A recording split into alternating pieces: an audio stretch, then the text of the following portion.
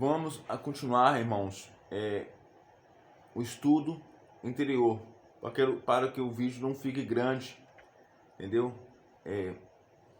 Então vamos ouvir o que o pastor está falando, que eu estou conferindo aqui na palavra de Deus, Mateus 24, sobre sobre o anticristo, sobre os falsos profetas. Então devemos ficar muito atentos sobre os milagres que estão acontecendo, que são falsos milagres.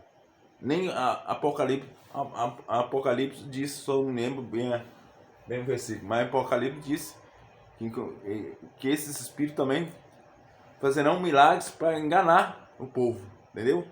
E isso está dentro das igrejas. Esse falsos profetas estão na maioria das igrejas, entendeu, irmãos? Então tem que ficar muito atento, porque Jesus que diz na palavra do Apocalipse que teremos milagres acontecendo e não é de Jesus, não é do Espírito Santo de Deus. Esses são os milagres para enganar o povo, para chamar multidões, entendeu? Vamos continuar ouvindo o que o pastor diz, que eu já estou sendo, Deus está me concedendo a se preparar, porque tudo que fala lá em canais no YouTube, em pregação, a gente confere na palavra de Deus. Então vamos lá continuar com os estudos.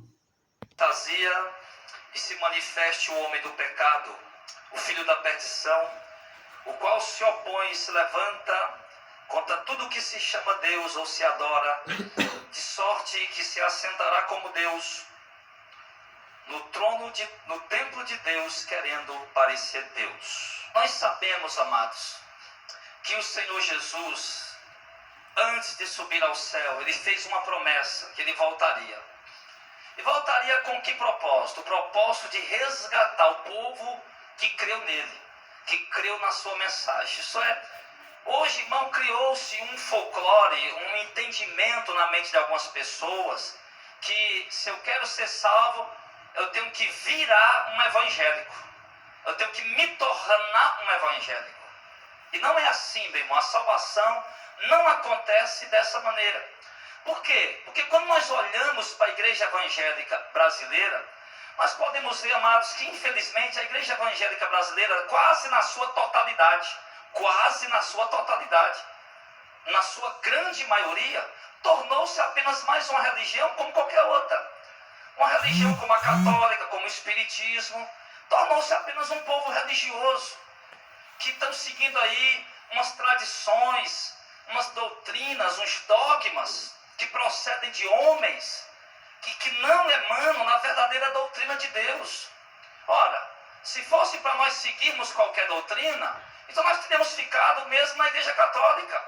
Mas nós viemos para Cristo não porque nós nos tornamos evangélicos, ou porque nós nos transformamos em evangélico, ou porque nós achamos bonito a igreja evangélica. Nós viemos para Cristo porque de fato nós fomos alcançados pela revelação do Espírito Santo. E dentro de nós brilhou uma luz e tornou-se real, tornou-se uma esperança viva dentro de nós, de que tudo que a palavra de Deus diz é verdadeiro, é vivo e que tudo vai se cumprir conforme a palavra do Senhor diz. Houve um novo nascimento, houve um despertamento, houve uma sede, uma fome.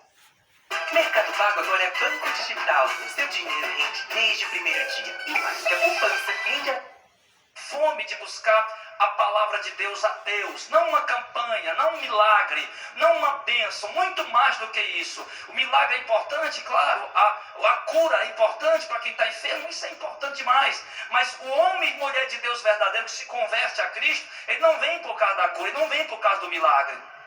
Ele vem porque ele quer a salvação da alma dele. Ele reconhece e entende que a sua alma está em um estado de miséria, está condenada a ir para o inferno e passar a eternidade. Então ele vem porque agora ele crê que se ele obedecer a Cristo e crer na sua palavra, ele vai ser salvo dessa condenação e vai receber a vida eterna, o galardão eterno que Deus tem preparado para dar ao seu povo. Então o Senhor prometeu que viria buscar esse povo. E nós, irmãos, sabemos que Jesus falou que antes da vinda dele, acontecesse antes dele voltar. E esses acontecimentos nós chamamos ele de sinais. E Jesus disse que era imprescindível, que tinha que acontecer, que essas coisas tinham que acontecer antes da vinda dele. E nós temos esses acontecimentos como sinais. Só que esses acontecimentos não são dados apenas, não acontecem apenas como para serem sinais. São acontecimentos da ira de Deus, da manifestação de Deus sobre uma sociedade depravada, sobre uma igreja caída, corrompida, e um povo que está distante de Deus, porque vive nos prazeres do mundo, os prazeres da carne, e não querem viver a palavra de Deus. Então os sinais que nós chamamos de sinais, na verdade, são acontecimentos que Deus anunciou que aconteceria e que nós temos como sinais. Nós falamos de alguns desses sinais já na semana passada. Nós começamos ali falando que os irmãos que vieram, nós falamos ali das 7 trombetas. Jesus não pode vir sem que as 7 trombetas sejam tocadas.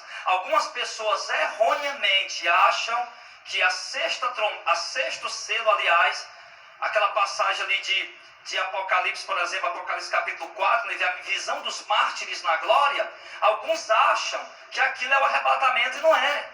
O arrebatamento só acontece na última trombeta, que é a 7ª trombeta, e nós vimos que cada trombeta, ao ser tocada, ela traz um sinal. E nós deixamos claro para os irmãos que nós não sabemos quanto tempo leva de uma trombeta para outra a ser tocada. Se levaria 100 anos de uma trombeta para outra.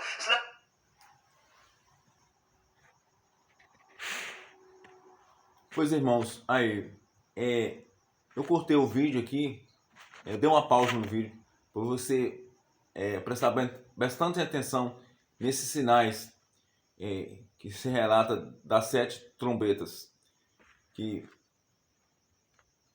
para você, como eu, ficar atento sobre esses sinais.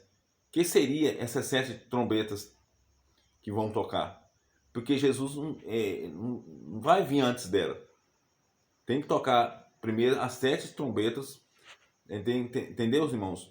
Então nós vamos passar ainda grande tribulação aqui na terra. Então devemos preparar para isso. Devemos, como armas, né, da palavra de Deus, e devemos estar atentos a todo momento para não cair nessas ciladas, nesses falsos profetas. Vamos continuar com o estudo, irmãos, permissão do Senhor.